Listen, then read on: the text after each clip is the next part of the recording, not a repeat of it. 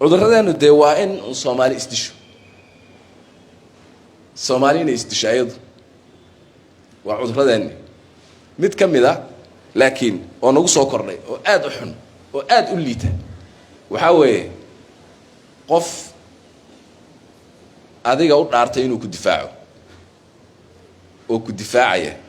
oo naftiisa ku huray oo banaankaas ku taagan oo habeenkii dhaxanta ku seexda oo maalintii qorraxda ku taagan oo adiga ku difaacaya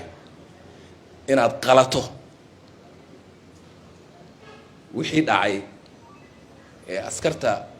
Soomaaliyeed ee qaranka lagu sameeyay ay dad Soomaaliyeed ku sameeyeen dadkaas dad laayama ah waa dad qalato waa bahalo dad qalata way oo dadka qashay way marka ayaan daro ka weyn ma jirto in wiil Soomaaliyeed oo dhalinyaro ah oo naftiisa huray oo adiga ku dhaartay inuu ku difaacayo oo habeen iyo maalin ku taagan oo ku aaminay oo kula jooga ina inta qabato disho googoyso foolxumo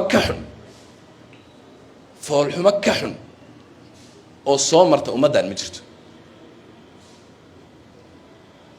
waxa waaye arintaas dad qalatanimada bahalnimada Soomaali wax laga filayo ma ahayn qabiil hay sudisho hay isturturto laakiin ila hada alxad inay gaarto lagu dhiirado dadka Soomaaliyeed waxaynu garanayna ma waxyaabaha isbedelay ee dhaqanka isbedelay ee aynaan garanaynin ee balaay musiibooyinka inagu soo kordhay ayay kamid tahay arintaas dhaqan dad Soomaaliyeed ma aha dadkaasi diin ma dhawrin oo dal ma dhawrin oo dad ma dhawrin midna ma dhawrin runtii waa arin aad u foolxun si degdeg ah ayaa insha Allah sharciga loo horkeenaya dadkaas malaha kuwaasi qabiil malaha qoys malaha qaraabo malaha markay timaado in dadkaas sharciga loo horkeeno dadka Soomaaliyeed waa in ay isu kaashadaan si buuxdana hay'adaha amniga u garab istaagaan oo ku gacansiyaan si dadka sharciga loo horkeen lahaa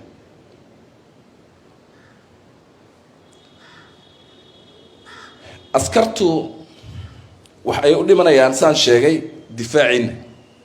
ay u dhimanayaan ay u taagan yihiin waa hanti qaran waana khad ahmar in lagu xadgudbo askari Soomaaliyeed wax loo dul qaadan karana maaha dhanka kale arintan iyo keyskan waxay u taalaa dawladda heer federaal iyo heer state labadaba waxaana waajib ah in dadkaas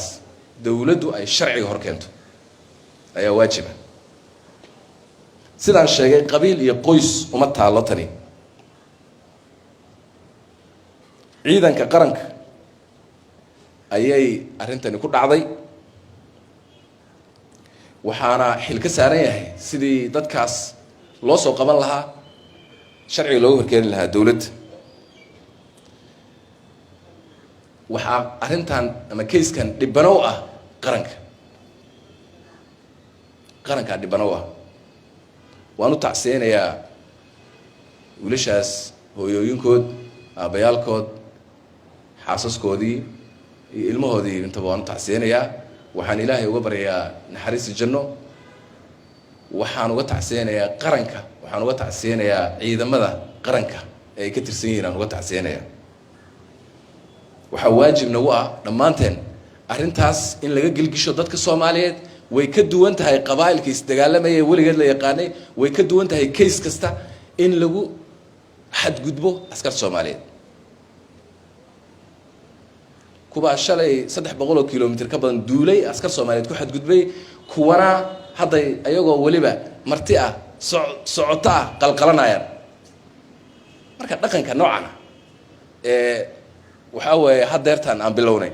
waa arin aan loo dul qaadan karin waa arin ay tahay runtii in la isku ciqaabo way